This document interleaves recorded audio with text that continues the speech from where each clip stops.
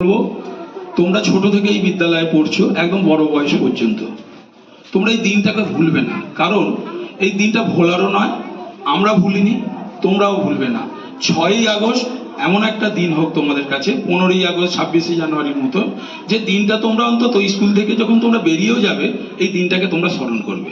পারলে এই দিনটা স্কুলে আসারও চেষ্টা করবে ভবিষ্যতে। কারণ ওনাকে শ্রদ্ধা জানানো তখনই সম্ভব হবে যখন আমরা এই দিনটার কথা মনে রাখবো, আমরা স্কুলের কথা মনে রাখবো। এভাবেই বিদ্যালয়ের ভূমিদাত্রী স্বর্গীয়া ব্রজময়ী মান্নার আবক্ষ মূর্তিতে মাল্যদান এবং পুষ্প প্রদানের মধ্যে দিয়ে অনুষ্ঠানের শুভারম্ভ ঘটল।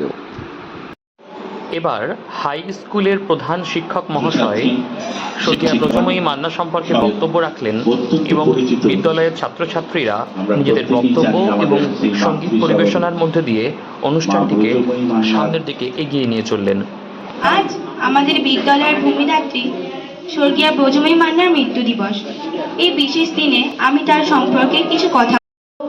আমার ভারতবর্ষ স্বদেশ আমার স্বপ্ন গো, তোমাতে আমরা লোভিয়া চলো, ধন্য হয়েছি ধন্য গো। ফুলের পরশমণি ছোঁয়াও প্রাণে, এ জীবন পূর্ণ করো, এ জীবন। এবার চলুন দেখে নেওয়া যাক বিদ্যালয়ের দেয়াল পত্রিকা অপালকের উদ্বোধনের সেই বিশেষ মুহূর্ত। এই দেয়াল পত্রিকার উদ্বোধন নতুন নয়, আগেও হয়েছে। চলুন দেখে নেওয়া যাক সেই বিশেষ মুহূর্তটিকে।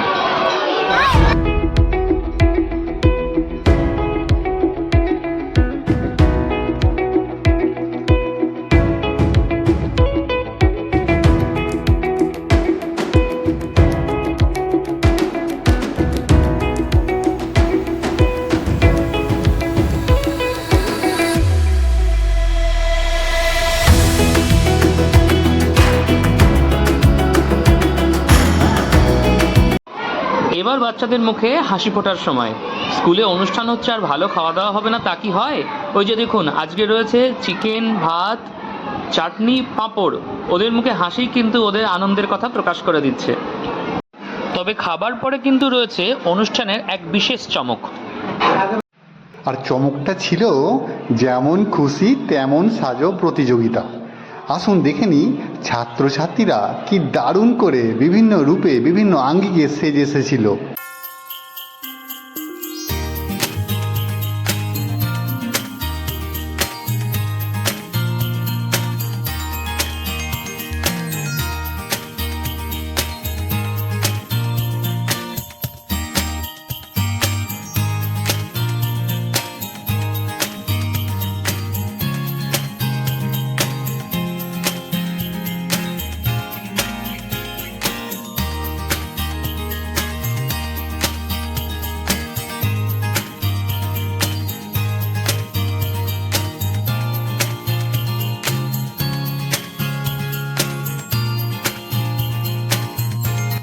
সবার শেষে এবার পুরস্কার দেওয়ার পালা।